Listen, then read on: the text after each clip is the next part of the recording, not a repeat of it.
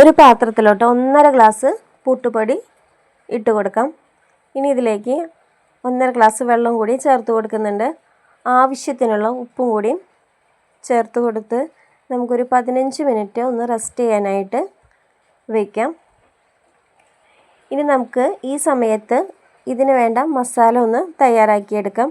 അതിനായിട്ടൊരു ചീനച്ചട്ടി അടുപ്പത്ത് വയ്ക്കുക. അതിലോട്ട് കുറച്ച് വെളിച്ചെണ്ണ ഒഴിച്ചിട്ട് ഇതുപോലെ ഒന്ന് ചുറ്റിച്ചു കൊടുക്കുക. ഇനി ഇതിലോട്ട് നൈസായി നീളത്തിലരിഞ്ഞ സവാള ചേർത്ത് കൊടുക്കാം. ഞാനിവിടെ ഒരു സവാള മുഴുവനായിട്ട് എടുത്തിട്ടുണ്ട്. ഇനി ഇതിന് വേണ്ട ഉപ്പും കൂടിയും ചേർത്ത് കൊടുക്കാം. ഇനി ഇതൊന്ന് നന്നായിട്ടൊന്ന് വാടി വരണം. ഇപ്പോൾ സവാളയൊക്കെ നന്നായി വാടി വന്നിട്ടുണ്ട്. ഇനി നമുക്ക് ഇതിലോട്ട് 1/2 ടീസ്പൂൺ കുത്തിപ്പൊടിച്ച മുളക് ചേർത്ത് കൊടുക്കാം.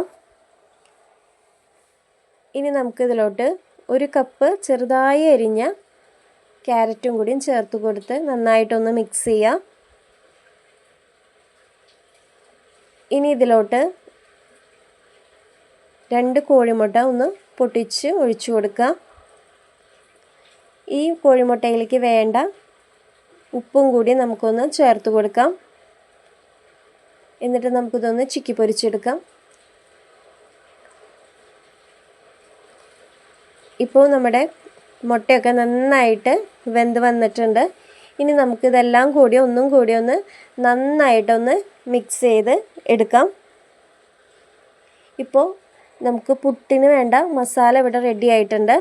ഇനി നമുക്ക് പുട്ടുപൊടി ഒന്ന് നന്നായിട്ടത് ഒന്ന് കൈ വെച്ച് നന്നായിട്ടൊന്ന് തിരുമ്മി കൊടുക്കുക. ഇപ്പോൾ പുട്ടൊക്കെ നല്ല സോഫ്റ്റായിട്ട് വന്നിട്ടുണ്ട്. ഇനി നമുക്ക് നമ്മൾ തയ്യാറാക്കി വെച്ചിരിക്കുന്ന മസാല ഇതിലേക്ക് ഇട്ട് കൊടുക്കാം.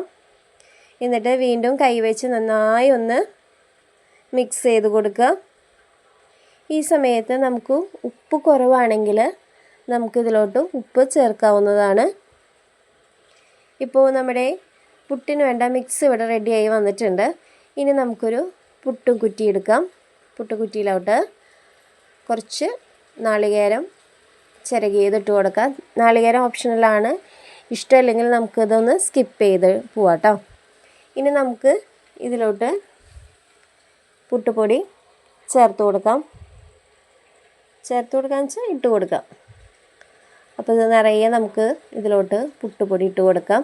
ഇനി നമുക്കിതിൻ്റെ മുകളിൽ കുറച്ചും കൂടി നാളികേരം ചിരകിയതിട്ട് കൊടുക്കാം. ഇനി നമുക്ക് ഇതൊന്ന് ആവിയിൽ വെച്ചൊന്ന് വേവിച്ചെടുക്കണം. അപ്പോൾ ഒരു 5 മിനിറ്റിനുള്ളിൽ പുട്ട് ഇവിടെ റെഡി ആവും കേട്ടോ. അപ്പോൾ ഒരു 5 മിനിറ്റ് കഴിഞ്ഞിട്ടുണ്ട്. അപ്പോൾ നമ്മുടെ പുട്ടിൽ നിന്നൊക്കെ നന്നായിട്ട് ആവി വന്നിട്ടുണ്ട്. ഇനി നമുക്ക് ഈ പുട്ടിനെ ഒരു പ്ലേറ്റിലോട്ട് തള്ളിയിടാം. അപ്പോൾ നമ്മുടെ സ്വാദിഷ്ടമായ മസാലപ്പുട്ട് ഇവിടെ റെഡി ആയിട്ടുണ്ട്. എല്ലാവരും ട്രൈ ചെയ്ത് നോക്കണം. വളരെ ടേസ്റ്റാണ്. ഇതിൻ്റെ കൂടെ കറിയുടെ ആവശ്യമൊന്നുമില്ല. കുട്ടികൾക്ക് ഒത്തിരി ഇഷ്ടമാവുന്ന ഒരു പുട്ടാണ്. അപ്പോൾ എല്ലാവരും ട്രൈ ചെയ്ത് നിങ്ങളുടെ മക്കൾക്ക് ഉണ്ടാക്കി കൊടുക്കണം.